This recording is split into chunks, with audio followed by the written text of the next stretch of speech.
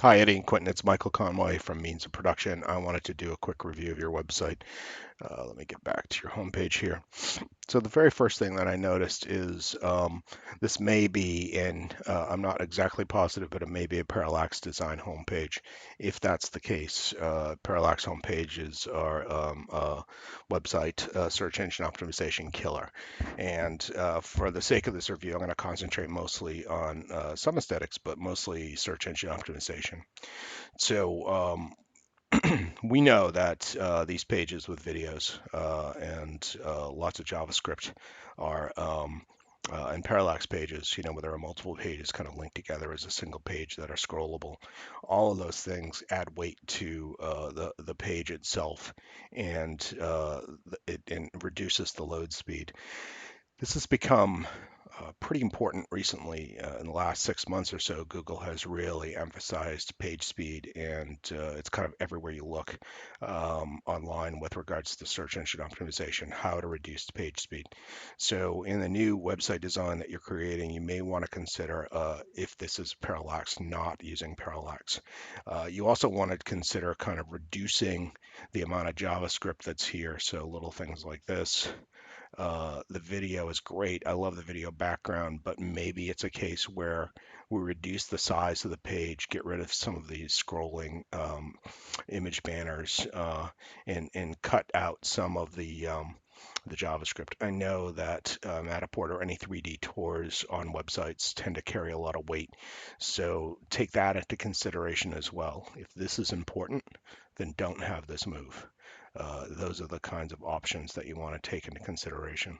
Just an aesthetic thing here. I noticed that this goes gray or lighter your navigation. It makes it hard to see that navigation. I understand having it on a long page kind of sitting here, but I would recommend the rollovers not be gray so that as I roll over it, it doesn't disappear. Not so bad on this particular page, but on other pages, it's hard to see.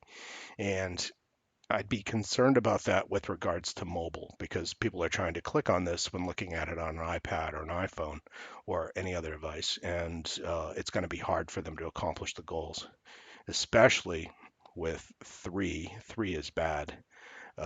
Four is really bad in terms of these drop downs going off and to the right. So maybe rethink structuring these pages so that I have to go to South Florida. And then in the nav bar here on the sidebar, there's multiple tours that I can take that, or multiple links that take me to other pages with other tours. Think of it this way. The greater number of pages, the more apt you are to be found in search. So it's not a bad thing to have more and more pages. Um, Let's see. So now that I'm on this page, I want to see more text. Text is where you're going to be found. Text allows you to embed keywords that you want to be known for, long-term, long-tail keyword phrases. So think about that. The other thing I noticed is that you've got your social media in an awfully prominent place.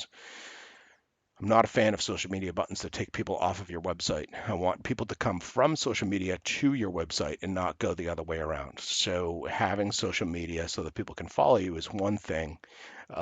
It's fine having it in the footer. This is a heck of a long page too, so it's got to be very heavy. Uh, so having and get there. Having it in your footer is a good idea, but I would make it less prominent because the idea is we don't want people going to these sites. We want them coming from these sites.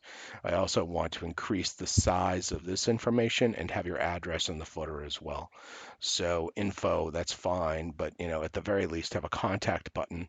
The privacy policy is the least important of all these things. I get it, why you would want it there, but really, people are looking in footers for ways to reach you. So think about that when you're restructuring the website. Let's go back to the home page here. Okay. So the other thing is that though I love this map, I'm not sure it's all that usable. Maybe in real estate it would be because people want to hire people that are close to them, and they think in terms of geographical areas because that's where the houses are that they're selling. But I'm not sure this adds a whole lot to the homepage. So maybe rethink that. I think third-party confirmation is really important on the homepage. So you want to get the quotes in here. You want to have this, but maybe they're in a more obvious location and are driving it. So this third-party confirmation, the fact that you're having industry impact or five-star service, all these things are good.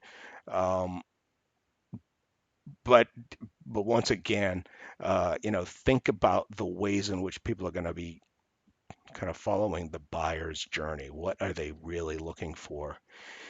Most of my clients who are interior designers or architects or design build contractors, they want to see the work first. So it's about the portfolio and it's about strong call to actions to get people into that portfolio to see what's going on. So having buttons that are close that get people there are a great idea. I like get pricing as a button here, but I'm not sure people are ready yet when they come to your homepage to get pricing. They're probably going to want to see your work first and then want to know the pricing. So on the portfolio pages, get pricing right here. Let's get them in. The map, I don't want to see the map. I want to see your work. So that's the way I think the buyer's journey is going to be for you. It can only be proven by structuring the site that way and seeing if it plays out. But my experience is that people want to see the work first. Okay, so I'm going to go to the services page. And on the services page, I like the fact that you have a variety of services here. Wondering why it's not a drop down with multiple pages and then links over here as well to get to the individual pages. My concern is that this is an iframe within the page. And if that's the case, that means your bounce rate's going to go up. So if somebody comes to a web page, say they go through all these, they spend 45 minutes on this page, and these are not individual pages, they're just an iframe. That means that it's considered a bounce by Google. So we want to ensure that people are going from page to page when they come to your website. And this to me, it appears that it doesn't do that. The other thing, it would be a very big page. If these are different iframes within this page, then it's going to be pretty heavy because of all the things that we have going on. So you want to break those down into individual pages. Think of the way that Google has structured their own web pages, where they have a single image, a block of text, and then to go to find the next bit of information, you have to go to another page. Is it a pain? Somewhat. But they kind of run the show. They're telling us what we have to do. So I would emulate them to a certain extent with the understanding that you have to balance aesthetics. So is it important, right? The look and feel of this kind of a structure, does that really help your brand? And is it worth the penalty you're going to get from Google to have this here, as iframes within the page? The other thing I noticed is you have gray and you have blue, and in some cases the rollovers turn gray. So I would think about what's the color of the actual link itself, what is the color of the rollover, and then what is the color of the final link. And I know that blue is your brand color, but blue indicates links. So I was confused when I first came here. I wanted these to be links. I thought they were links. So I kept trying to click on this sidebar here because it's right next to this sidebar. So I assumed that it was going to take me to something else, and it didn't. So be careful about the color. Be thoughtful about the location of the links and where they're going to be and how you're going to drive them out. Okay, so going back to the portfolio, I do want to see more information. So Oasis just is not enough. The location is just not enough. I want to know what this is for. So I want a better description on each one of these, and I want a larger amount of words kind of embedded within this page so that I can find out more. when I click on it and go to the tour itself, it's really just the tour. It does give some information here, which is fine, but I want a description. I want a sentence or two about each thing. So about the property type, about the living area in square foot. I want a full description so that I have a better understanding as to what is going on, and I can get more keywords into the body copy. Each of your pages is lacking in copy, and it needs to be written in such a way so that you're embedding those keyword phrases. Otherwise, you're never going to be found. So that's the big SEO thing. When we talk about hiring SEO firms, this is the kind of stuff they really don't do. So in my mind, as you probably have experienced, search engine optimization firms are going to add metadata in the back end. They're going to add a list of keywords, which frankly carries very little weight anymore. But they're not going to do the on-page content and on-page content with keyword phrases repeated over and over again in different pages using a thesaurus and using many different words is going to work. It's the latest update from Penguin. It's contextual search. They're not just looking at that single page, but they're taking into consideration the entirety of the website and determining whether that page makes sense to feature in a search engine results page. So think through more information and write more information about every one of these projects. Think through the weight. We have a fair amount of images here. Those are great.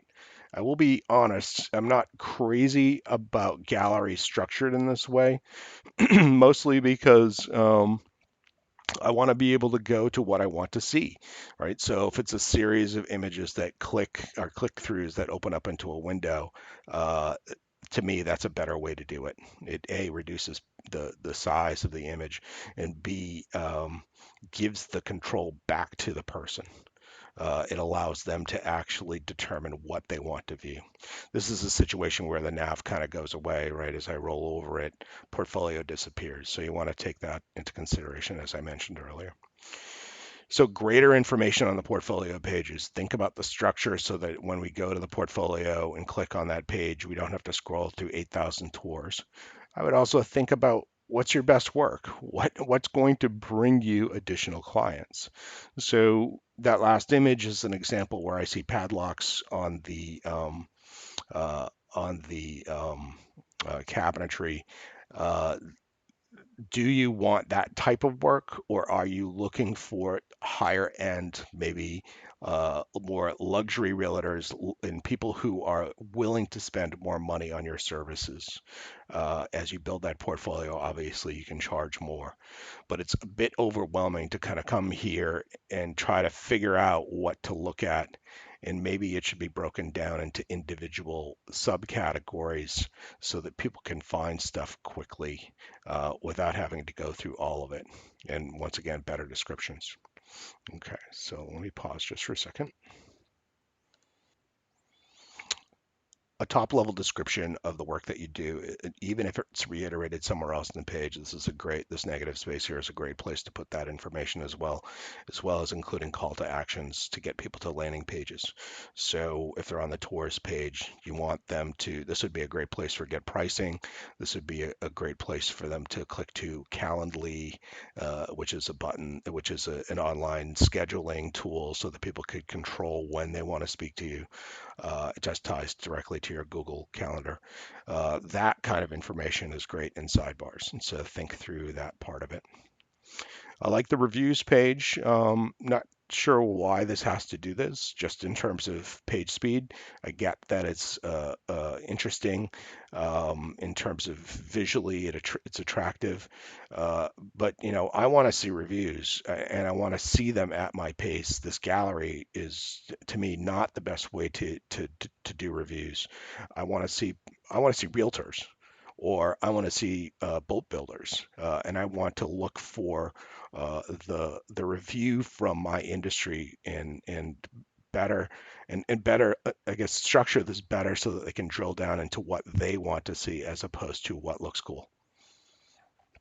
I also think that reviews should be scattered throughout the website. So I'm in favor of a review page uh, or a testimonial page, but But that doesn't mean that you shouldn't be including testimonials on the project pages as well. So if you have a great testimonial from somebody with regards to their specific project, include that information on the project page.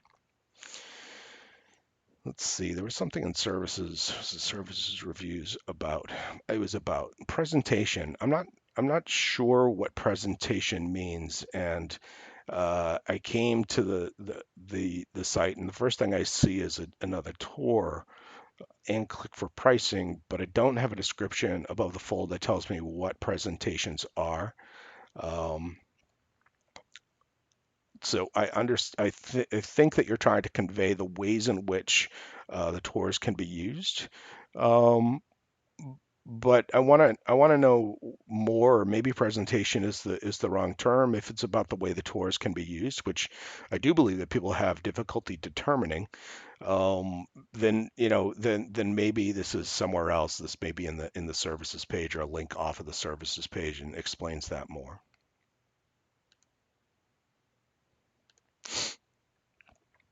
Okay, so contact page, pretty straightforward. Keep in mind that when your website crushes down on mobile, that means the things on the right-hand side wind up at the bottom. And I do believe that people are going to be looking for your address and information to reach out to you more so than they're going to be looking for the form or the map. So I like to structure my contact information left-hand side, upper left-hand side, so that when it's seen on a mobile device, and as we squish it up here, we'll see it becomes the top thing instead of the bottom thing, and then you have double. You have to think through what it's going to look like with mobile with the double uh, links to your social media platforms. So think through that part of it. The map doesn't scroll as you roll over it, which is really good. But I wonder if this is the best use of this space when people are really looking for this information. So at least it's not a large banner, and that's a good thing. The blog is buried, and it's a double drop down once again. So press and in the community. I'm not sure why I would want to read your blog. Why, so the question then becomes, okay, it's press releases. Do I care about your press releases? Not so much. What I care about, and especially the press release is kind of buried as an kind of within this. I want to read it as an article. When you do a press release, rewrite it, and then you can always link back to the article itself. But you should rewrite these things and actually get the best possible use of the search engine optimization. That being said, all it's not a value really to the customer. So I would encourage you to think more about what the customer wants as opposed to we see press releases, we see people making announcements of, say, a new job, a new, a new contract that they've been awarded, or that kind of information is kind of fluff. It's, great about, I guess it's okay for getting search engine optimization keywords onto your site, but it isn't really about them, it's about you. So think about the ways in which you're going to help people by writing these blogs, help them buy your services. That's really what a blog should be about. Okay, so let me go back to the blog here. I'm just going to go to the top level blog. I like the fact that you read more. Wonder if this is your meta description. If so, it may be too long. In some cases, that's what this information is drawn from. When I come to this page, I want to be able to sign up for your blog. I need something here to allow people to sign up, right hand side, so that it goes to the bottom of the page on mobile. And I want to see additional articles. So I'm not seeing categories or tags. I guess this is the category. I think. Yeah, I guess these are the categories. So Matterport, there we go. So it gets me to the Matterport blogs and it gets me to the AccuTour blogs. Think through what it is that people are looking for though with regards to your categories and tags. Do they care about Matterport? Do they even know what Matterport is? Right. So let's think through a little bit what sort of categories, so categories being top level and then tags being sub level descriptors of what it is so that people can click on those and find the articles that they want. So I'm going to go to this blog here. We'll talk about it just quickly. With blogs, there's a couple of things that I see that are missing in terms of search engine optimization. So we have our H1 tag here, which is our most important. The H1 tag does match pretty closely what your URL is, which is a good thing. You should have an H2 tag that gives a quick description of what the article is about. So the first sentence, I like to make that first sentence an H2 tag. We should have subcategories, so H3 tags down below as well. And you also want links to additional pages within your website. So people reading this blog click through to another page. I also want to see a sidebar of blogs so that people have another option to click through. Once again, this is all about bounce rate and all about getting additional terms, right? So think of having a keyword in every title, and then you have a list of titles on your right-hand side that are linkable. Those are additional keywords on each and every one of the pages on your website. I also want a call to action at the bottom. So I want to get people to take an action, to go through and sign up for something, to get a guide, to watch a video, to see a presentation. All that really needs to be part of your blogging strategy. If it isn't part of your blogging strategy, that means people are coming, they're reading the blog, and they're leaving your site, which negatively affects you, diminishes the value of your blog because it counts as a bounce in terms of Google's algorithm. So that's an extremely important thing. All of the things that I mentioned here are Google best practices. If you want to see a good example, these guys actually give me blogs to publish. If you just go to House and stories, I believe is the category. Um, let's see, I'm just going to click on one here. So I'm going to go to this. So here we have our title, here we have our description. We have lots of links on the sidebar. We've got links embedded within the article. The images are relatively small, which is good, which reduces page load, but then there are more links at the bottom to get people through, and then there are the share tools. So if you're looking for a good example of what to follow, I think that House provides a decent example of how to structure a blog. So I think that'll be helpful. Okay, going back to the site here. Frequently asked questions, always a great thing. I have to admit, I know that these are sexy, but I just want the information, and I want it structured in such a way that it's showing the most important things first. It's not so big a page that we couldn't just have these couple of lines under each. You're forcing people to take an action. It's unnecessary for them to take, right? So this doesn't add a tremendous amount to the page. It's broken down with a title and the information below, and it diminishes the amount of JavaScript on the page. So, Flash is good.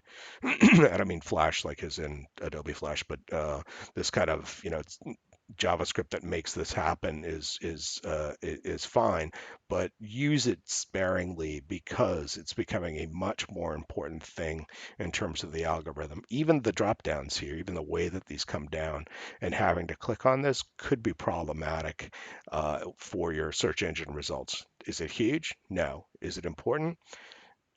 Pretty, I guess somewhat.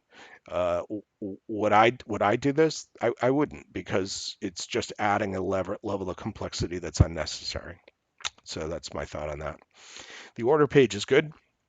Obviously, you want to have an order page on your site, but there's a ton of negative space here, and it's probably the way the form is built or the form builder you're using. Uh, think through how you're going to structure this, what's going to be most important, and what information you absolutely have to use. So, do you really need the title? Maybe description is okay. Uh, Understand that you're going to want square footage. Um, and this other information looks all fine, but is it important at this stage, or can you get it later? On the other hand, having a large form is a way of pushing back. It's a way of getting people to commit to taking up your time as opposed to just on a whim reaching out to you, which takes a moment, minutes multiplied by how many contacts over a day can really eat up hours of your day. So once again, think about the sales process and the structure you want to employ. Do you want pushback and only get people that are really interested in you? Then make the form longer. If you don't want that, if you want them to contact you immediately, and then you can gather further information later, that's an option. Okay, so one second. So I wanted to show you a couple of tools that I use. I like call to actions on every single blog that I do, and I like call to actions embedded within different pages on the website. And I create those call to actions, the graphic part of the call to actions with Canva. Canva is a quick tool for creating call to actions. It also is great for social media. So Canva is an easy to use design tool that allows you to create quick graphics for your website, eliminating, I'm a longtime Photoshop user, been using it since the early 90s. I use Canva almost for everything on the web now because it's just that fast. It saves me hours and hours and hours of work. So consider using Canva to create call to actions on your site. On those call to actions, you want to take them to uh, a, um, a landing page. So here's an example of a call to action with a client of mine, Tolman Cabinetry in Alabama. So we have, as you can see, the banner image. That's the H1s, and a big image here are subcategories H2s and H3s throughout. We have links, and we also have this giant call to action. We have the sidebar here so that people can find more. If they're only interested in bath design, then they can click on bath design. If they're only interested in wine cellars, then wine cellars is here clickable. But when you click on the call to action, it takes you to a landing page. The landing page has no navigation whatsoever. The only thing you can do on this landing page is click this button, right? So quick description, click the button, fill out the form. You can see we have something that motivates them. You're 50% complete. So you fill out the form and then you get your free guide. So when you fill this out and click on this, the guide will show up. It'll take you to another page. Let me do it really quick.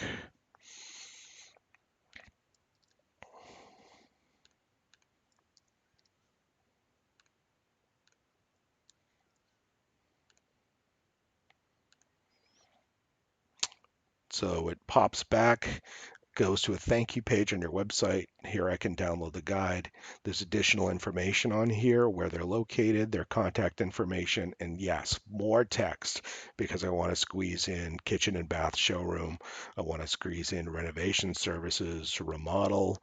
All of these are keywords I want to be known for. I'm re-emphasizing kitchen and bath design here. Instant call, right? So information where you can reach them, and the map, all just on the thank you page. And then I click on here to get the guide, and the guide shows up and I can download it. We've all done this.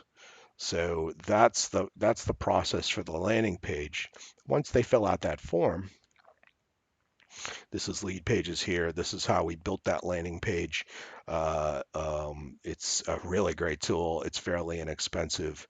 And the best thing about lead pages is that you can choose the lead page you want, the landing page builder you want based on conversion rate. So with the hundreds of thousands of people that are, landing pages that are built on this tool, they will tell you specifically which ones convert best for your audience. Pretty cool tool. Secondly, once this page is built and we go through that process, that Tolman process we just did, we're going to wind up in Drip. That data information is going to be plugged into Drip, and it's drip.co, so that we can build out email campaigns that go out to clients and answer the questions that they have. So if they download the guide, it's a welcome and then another opportunity to download the guide again. Did you take this particular action? You may be considering this. Click here to learn more about it. A structure of emails that can branch out, and why branch depending on actions that they take. You can also give a numerical value based on each one of the things that they do. So whether they've opened the email, whether they've gone back to the website, whether they've which pages they've gone to the website. So it gives a full numerical evaluation of that prospect and where they are in the sales flow. So sales funnel. So consider Drip as your email workflow builder. You create individual campaigns, and then those campaigns get strung together as a workflow. Um, and it's all visual, and it works really great. So take a look at Drip, take a look at lead pages. If you're looking to create call to actions on the site, and this would be a great one here, you can connect to Calendly, which I like, which is just a way for people to schedule a conversation with you. You structure the time. Calendly is really simple. And it just allows people to choose a date, choose a time. You can say how long that time is going to be and schedule a phone call with you, or a webinar or whatever, but it's a great way for people to be able to do this. It ties to your Google Calendar, and it takes the responsibility off of them, for kind of going back and forth and setting a time. They just schedule it, which is, a time saver. And actually, I found increases the number of people that contact me via my website. So Calendly is a great tool to use for that. Okay. So that's sort of a top level review. Let me know if you have any questions after you get this. We should probably schedule a call afterwards. But I think that there's lots that can be done to improve the way we structure the buyer's journey, the way we structure the content on the site to maximize search engine optimization, and creating guides and lead magnets that get people to sign up for your list. Your list is precious, and you want to be able to get people to sign up for your list. The one last thing I would recommend is MailChimp, or another email service that allows you to go from blog RSS directly to an email, so that every time you publish a blog, it gets sent out to your list automatically. A great way to stay top of mind. I think of it like radio advertisements. People may be interested at one point, but they don't really think about it until they've heard it a million times, and then they kind of, eventually wind up using your services. So, provided those blogs are written in such a way as to provide good information, helpful information to your prospects, it actually works quite well. So let's schedule a call. I hope this is helpful, and we'll talk soon. Thank you.